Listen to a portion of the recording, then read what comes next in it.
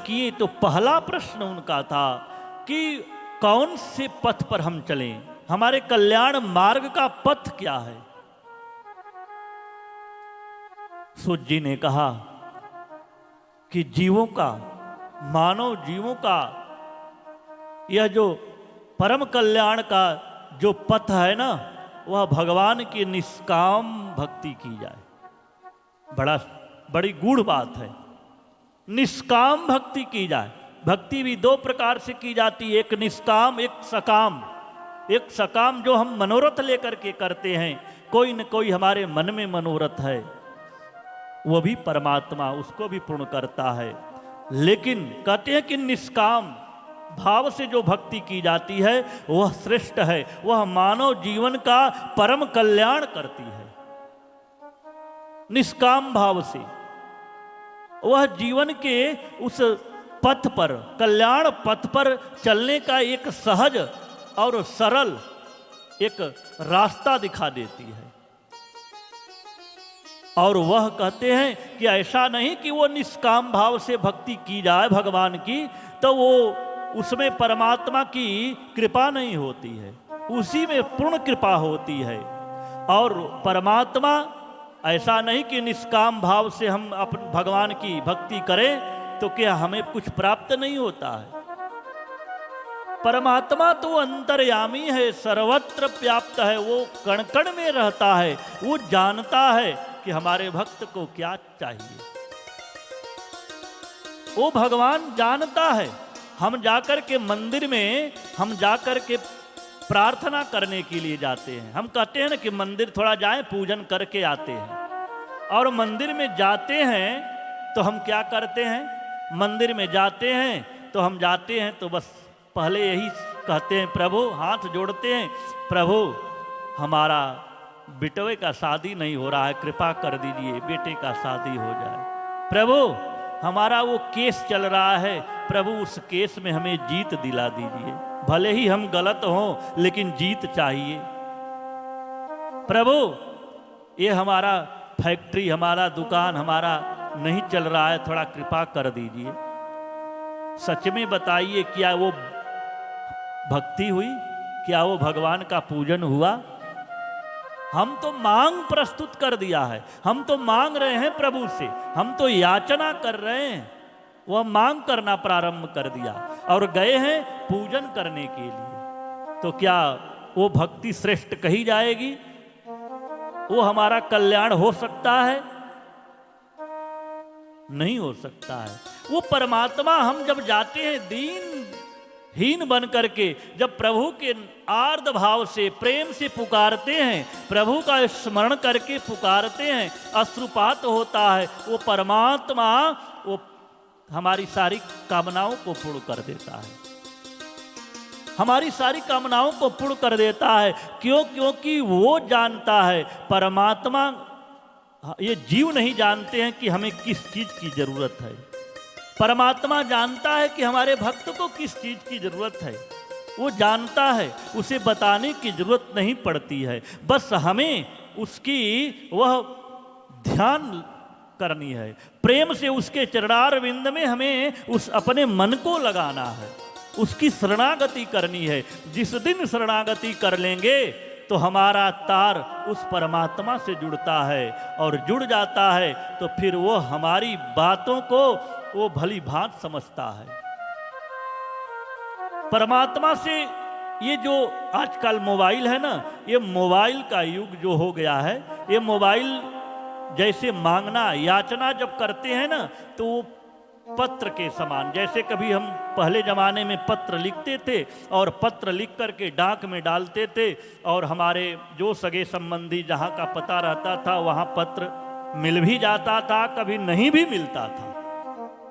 तो वैसे ही हम प्रभु से जब मांगते हैं तो मांगने वाले तो करोड़ों लाखों लोग हैं और हमारा कब नंबर आएगा ये पता नहीं है हमें। लेकिन जैसे आजकल मोबाइल का युग है, उसी प्रकार प्रभु का जब हम स्मरण करते हैं, ध्यान करते हैं उनके छवि का, तो हमारा तारतम्य परमात्मा से जुड़ जाता है। जैसे मोबाइल में सेकेंडों नहीं लगता, देश में विदेश में हमारे कोई भी पुत्र इष्ट मित्र रहते हैं, बटन दबाते ही कॉल बात होने लगती है। उसी प्रकार अब हमारा यह जो जीवन है वो परमात्मा की शरणागति कर ले तो समझ लीजिए कि सारा खेल वहीं पर बन जाता है, फिर बिगड़ता नहीं है, फिर परमात्मा से तारतम्य जुड़ जाता है हमारा, फिर उससे मांगने की जरूरत नहीं पड़ती है, वो सब कुछ जानता है।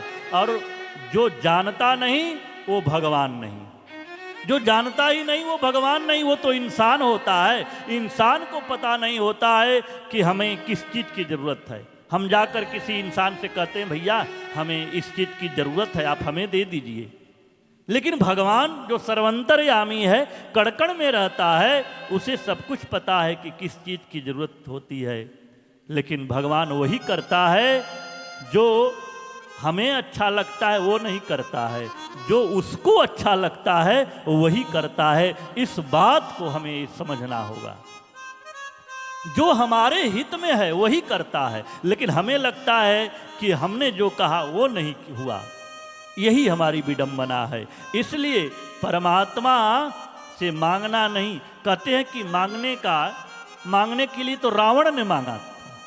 रावण ने जब ब्रह्मा और भगवान शंकर गए और ब्रह्मा शंकर जी जा करके ब्रह्मा गए और कहा कि मांग वर मांग, तो कहा हम काहू के मरहि न मारे, अब बानर मनुज जात दुई बारे। हम काहू के मारने से मरे नहीं। ब्रह्मा ने कहा ये कैसे हो सकता है। और जब ये बात कहा ना रावण ने कि हम काहू के मरहि न मारे, तब भगवान शंकर को हंसी आई। भगवान शंकर ने कहा देखो कितना नादान है, ये हमारा शिष्य है, लेकिन इसे पता नहीं है कि कालम महाकाल कालम, मैं स्वयं इसके सामने खड़ा हूँ, कालों का काल महाकाल, और ये कह रहा है मूर्ख कि हम काहू के मरहि न मारे। जो मनुष्य आया है मरना तो पड़ेगा ही पड़ेगा, तो ये फिर भी क्या मांग रहा है। तो उन्होंने कहा नहीं ये तो जरूरी है, जो आया है वो मरेगा। तो फिर बुद्धि लगाया अपना, कहा बानर मनुज जात दुई बारे, हम बानर और मनुष्य को छोड़कर और किसी से न मरे। वो जानता था कि मनुष्य हमारा क्या बिगाड़ेंगे, बानर हमारा क्या बिगाड़ेंगे, और यही मांगा। फिर लेकिन जब भक्त के पास जाते हैं भगवान, और ये जब ब्रह्मा जी भक्त विभीषण के पास जाते हैं, तो वहाँ जाते हैं तो वहाँ भक्त विभीषण से कहते हैं कि हे पुत्र वर मांग।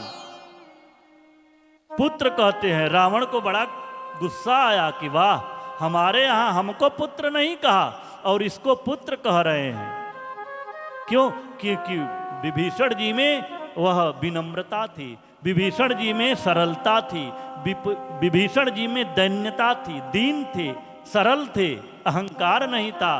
तो वहाँ उन्हें सम्मान दिया, पुत्र कहा, पुत्र वर मांग। तो उन्होंने क्या मांगा? ये नहीं कहा कि हमें इतना दिन जीना है, इतना। उन्होंने कहा कि तेहि मांगे भगवंत पद कमल अमल अनुराग। वो भगवान के चरणों में अनुराग मांगा। यही श्रेष्ठ भक्ति कही गई है, यही हमारे कल्याण मार्ग को प्रशस्त करती है। इसीलिए हमें भगवान से मांगना नहीं, प्रार्थना करनी है। लेकिन हम प्रार्थना नहीं करते, क्योंकि कहा गया है कि सेवा होती है शरीर से।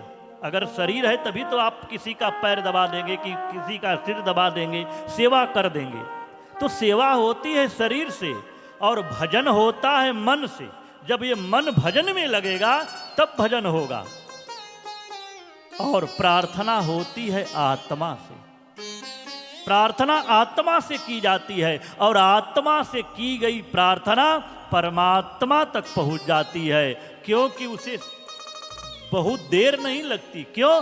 क्योंकि आत्मा में ही परमात्मा बैठा रहता है, आत्मा में ही परमात्मा है।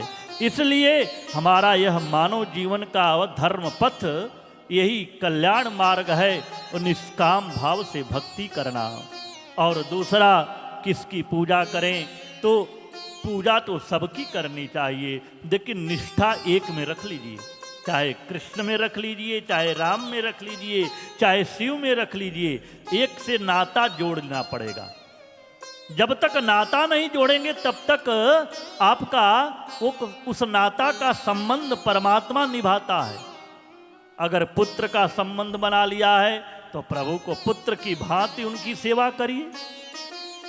अगर आप उन्हें अपना भाई बना लिया है तो भाई के समान उनकी सेवा करिए।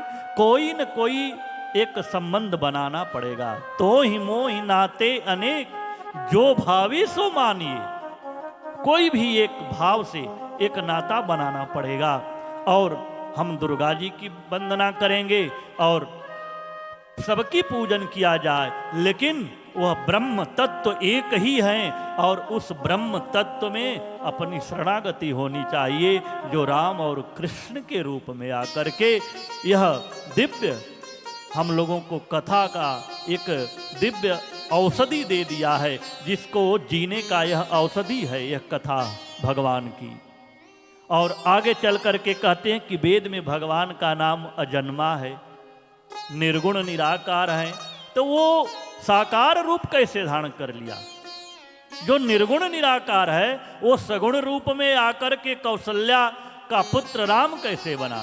वो यशोदा नंदन देवकी पुत्र कृष्ण कैसे कहलाया?